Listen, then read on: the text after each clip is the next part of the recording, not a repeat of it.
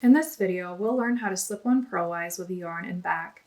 Slipping a stitch purlwise keeps the stitch in the same orientation or stitch mount as it was prior to slipping the stitch. Take your working yarn and move it between the needles to the back of the needles if it isn't there already. If your yarn is already at the back of the needles like mine is, you don't need to do this extra step. Slip the next stitch to the right needle by inserting the right needle from back to front through the leading leg or front loop of the stitch. But don't pull a new loop through.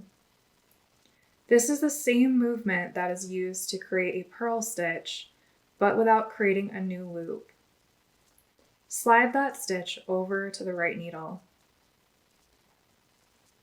At this point, move the working yarn to wherever it needs to be to work the next stitch.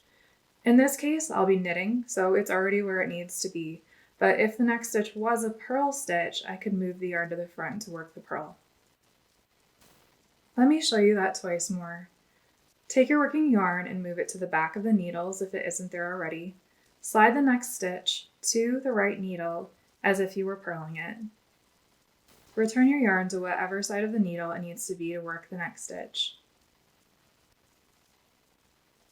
Let me show you that one more time.